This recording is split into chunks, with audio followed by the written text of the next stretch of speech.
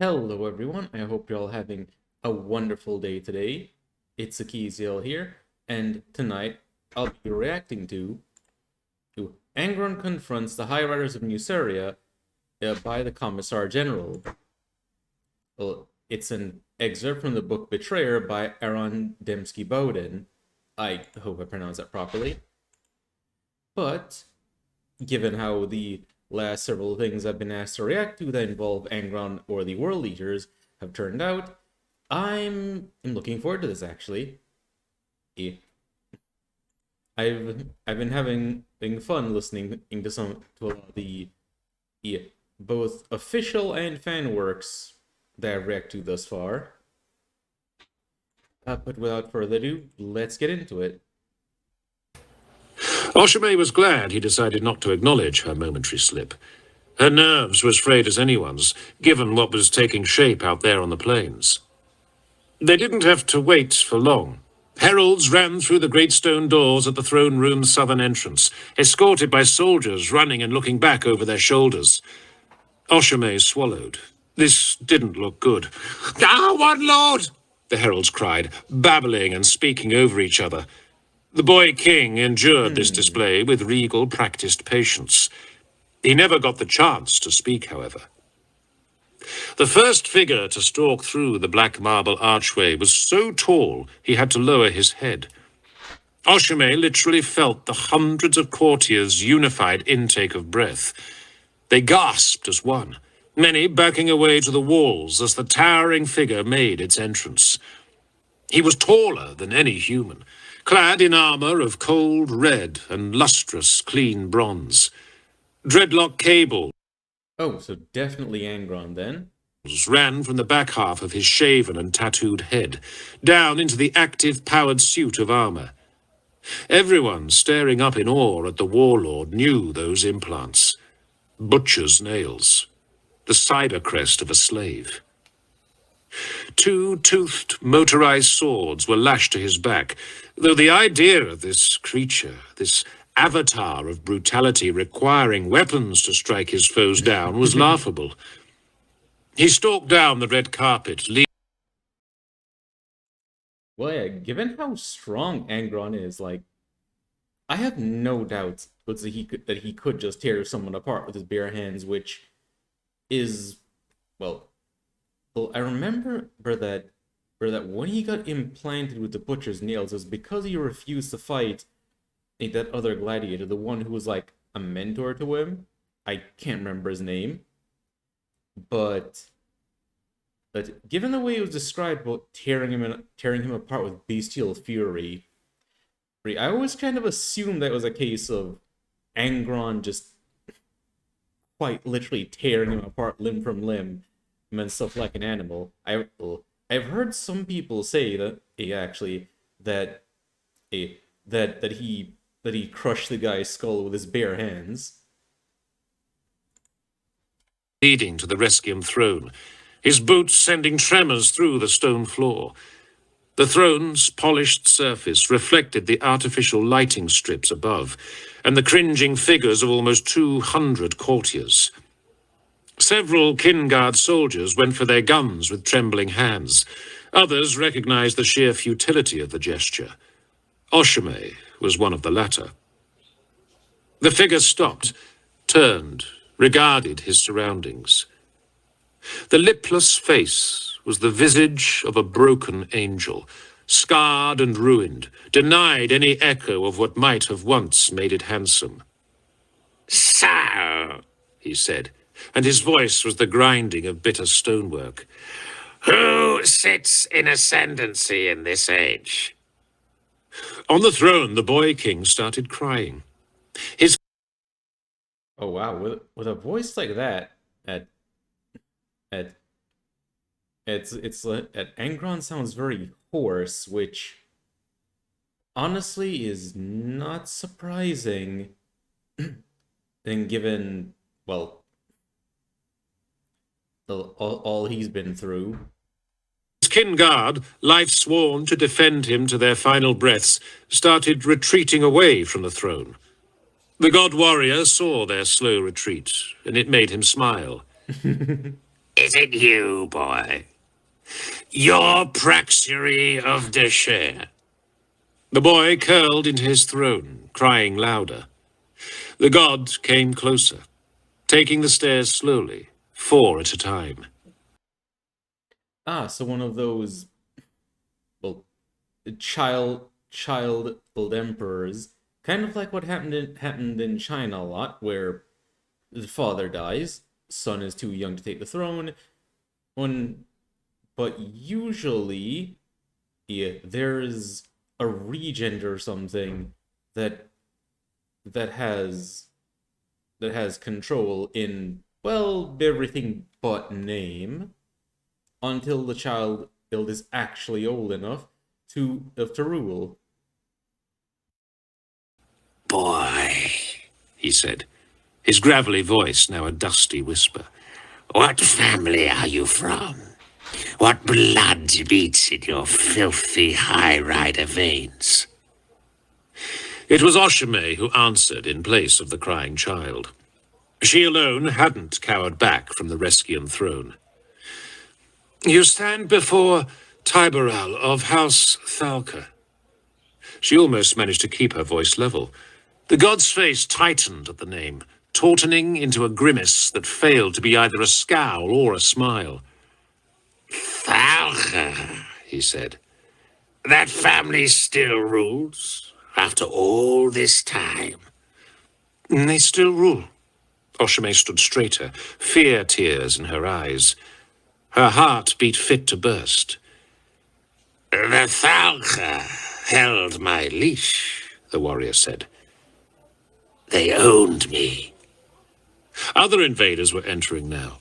The first of them was as tall as the dreadlocked god, his skin pale gold, where the blade bearer's was scarred and tanned. He carried a spiked and ridged maul over one shoulder, and a cloak the colour of bloody sunsets cast back to reveal armour of the same vascular hue. His features were sculpted in statuesque masculinity, somehow protective and serene and confident all at once. Up close, through the tears in her eyes, Oshime saw the gold on his skin was runic script, tattooed onto his flesh. Wait, runic script tattooed onto his flesh, and standing in roughly similar height to Angron himself. Is that Lorgar? Also, I will say that given how big the Primarchs are and how tough they are, just on the level of physicality alone, before you even get into the fact of how high above the normal person that Primarch can be mentally, if it also weren't for the fact that they are emotionally quite stunted due to the clustercluck that is their, if you could even call it that, childhoods in many cases. But yeah, even being in a room with one of them would, I imagine, would be quite the terrifying experience, especially anyone who may potentially know enough about Angron to know to connect the dots and realize that he has ample reason to despise everyone on that planet. The only flaw was the claw scars along one cheek, from temple to his jawline, though they added to his presence rather than stole from it. At first sight of him, dozens of courtiers fell to their knees. Others wept, not the shameful tears of fear, but the silent weeping of purest awe. Trailing behind the golden god were armoured knights in clean white and sanguine red, 13 of them in total. The warriors in white held axes in loose fists. The knights in red bore parchment strips bound to their battle plate and carried curved blades in their hands, while armoured fuel tanks sloshed on their backpacks. Each of them stared from a snarling helm with a silver faceplate. They seemed to be guarding a lone female, a precious, fragile girl of 2.5 decades' life, clad in red silk. She was willowy in shape, but utterly fearless, surrounded by her protectors. Dark hair framed dusky features, and dark eyes that danced from face to face, weapon to weapon, painting to painting. "Roga," said the dreadlocked god by the throne. He said that one word, with his shoulders shaking. Then he threw his head back and started laughing as loud as the ghost wind back in the mountains. Khan and Argyltal hesitated, as did every world-eater and word-bearer, when Angron's laughter cut the sterile silence. It was more than mere laughter. It was a slice of life brought to the chamber's mournful, stunted emptiness. Those who'd been cowering withdrew further. Those who'd been standing their ground found their skin crawling. Given how much the butcher's nails dampen than most emotions and emotional responses, so that your primary state of being is going to either be A, bloodthirsty rage, or B, you're going to feel nothing but emptiness inside, accompanied with torment as the nails induce horrifying agony in you, which can only be sated by the brief high that comes with murder.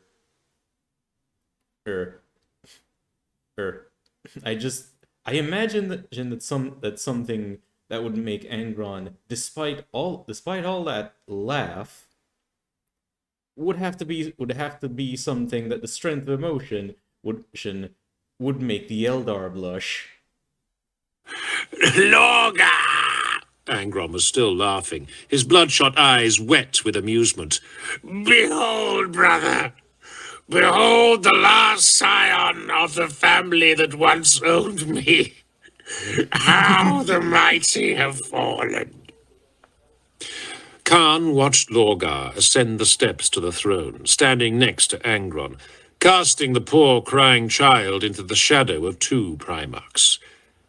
For the first time Khan could ever recall, the Primarch of the 17th Legion looked unsure. Doubt warred with bemusement across his features. Understanding passed between the two warlords, and Angron slapped his brother on the shoulder. The laughter faded from his throat, but never left his eyes. "I will handle this," he said to Lorgar. And then, "You, woman, come here." Oshame, who'd never been spoken to like that in her life, put all her effort into swallowing the lump in her throat. "You're not him," she stammered. "You can't be him." Angron clacked his teeth together, a feral snapping bite aimed at the air. And realization dawns upon her. "Can't I?" "Angron Thalka died 100 years ago," Oshame whispered. "He fled at the Battle of Deshelika Ridge." He... There was no laughter now. The life in his eyes faded, leaving them pearlescent with numbing pain. Angron brought his whole body round to face her, to look Oh boy, she done it. down at her. "He fled? You said those words to me. You said Angron Thalka fled?" General Oshame Everil Corchet tried to speak, but it left her clattering teeth as a weak moan, while her bladder emptied itself down her thighs. "Speak," Angron almost purred, hatred souring his breath. "He led a rebellion of slaves. He left them to die in the mountains. You!" Angron wrapped her whole head in a scar-thickened fist. "You lie, woman! You will tell the truth now." She sobbed instead, and her crying killed her. Angron closed his fist, ending her distinguished career in a crumbling of gory skull fragments that he didn't bother shaking from his hand. The body toppled. Angron looked at it on the floor, seeming annoyed that it had died, as though he had nothing to do with it. "You!" He pointed a blood-wet hand at the closest officer. The man wore a breastplate over his black toga, marking him out as a captain. Angron recognized that much. So little had changed in the century he'd been gone. "Please," the man said. "Please, please." The Primarch's breathing was Carnosaur low, Carnosaur heavy. "You," he said again, and now his own great hands were shaking. Khan recognized all the signs of Nail's pain. "You will speak," Angron said. "Tell me of this battle, the Battle of the Shelliker Ridge." "You're him," the officer whispered. "You're him." "Speak!" The roar rocked the man onto his heels, driving him back against a pillar. Khan risked a glance at Argyle Tal. The word-bearer stood by Sereni, who'd insisted she was making planetfall with them, with his silver faceplate tilted to regard the Primarchs. Behind them both, Varias and Kargos were equally emotionless behind their serum-patterned visages. "Captain," came Esker's voice over the vox. The Codicea stood far back, close to the doors with several of the Vakrayal. "The fear in the chamber is threatening to reach breaking point. The human herd instinct will force them to flee." Khan didn't need to be psychic to know the librarian was correct. He could see it in their tremulous movements and smell the copper on their breath. "Kill any who bolt for the doors." "Aye, Captain." Wait, copper? Were they clenching their teeth so hard or that their gums were bleeding? On the platform with the throne, Lorgar was a statue carved in honor of patience. Angron loomed over the whimpering Nucerian officer, closing a fist around the man's armored torso and dragging him from his feet. "You will speak," the Primarch breathed, "or you will die." 100 years ago," the man whined. "A legend, an old story. Angron Thalka and the rebel army massacred in the mountains. You... Say it!" Angron shook the man, dropping him to the floor with the clang of breastplate on stone and the snap of one leg bone. The officer cried out until Angron leered down at him, iron teeth wet with strings of saliva. "Speak." "The army died to a man. Angron Thalka left them to die." "No! No! That was never my name! Never! I refuse that slave name!" Angron crushed the man's skull beneath the boot, smearing the wreckage across the stone. "Can no one speak the truth? Can no one remember anything but lies?"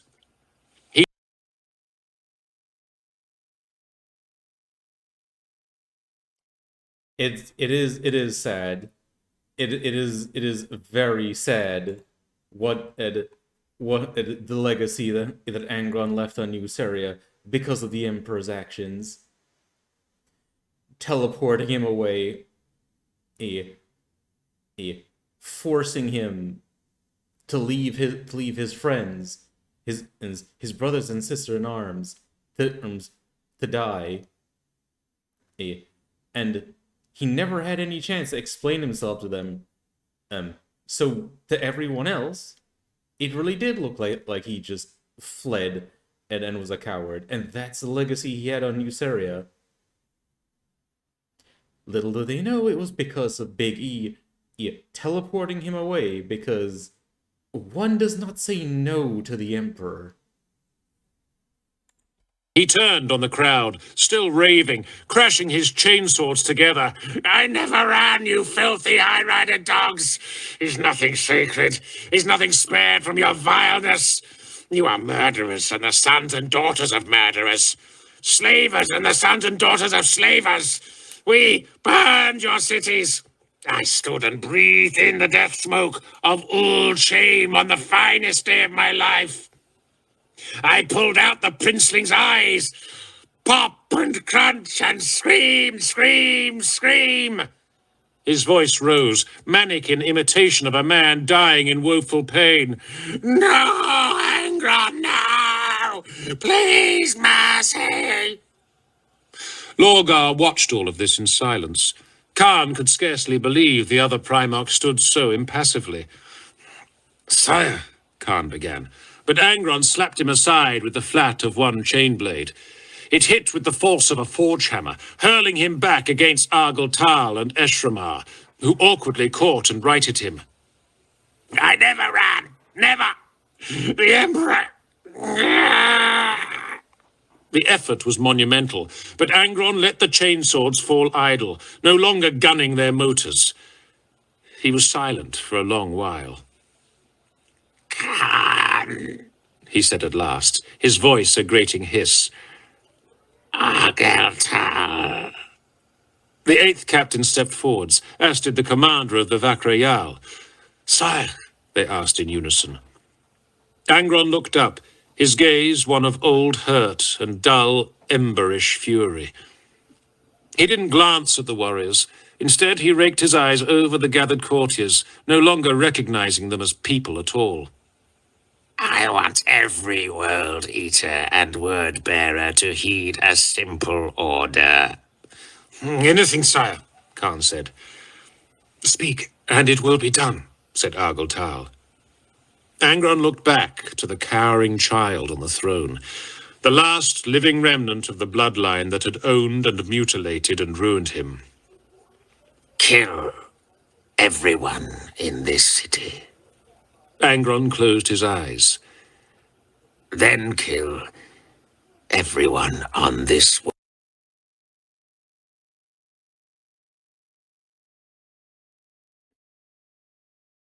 Oh.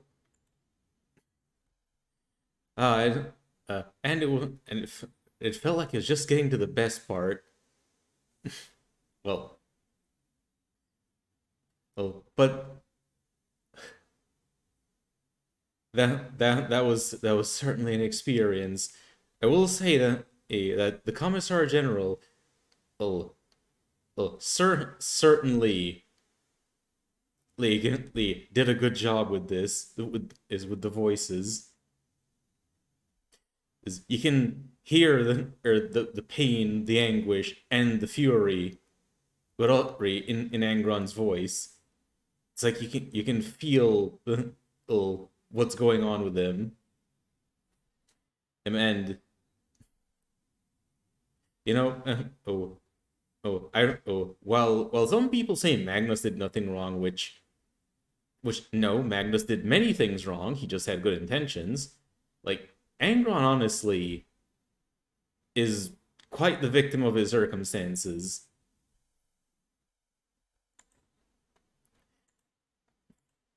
I'd highly recommend actually that everyone subscribe to the Commissar General if this is any indication of his other videos. You should definitely check out the original video. A link will be in the description box below, and give it a like. I hope you guys enjoyed watching with me, and if you did, I'd appreciate if you like, comment, and subscribe. And until next time, I hope you all have a wonderful night. Stay warm out there, and ta-ta everyone.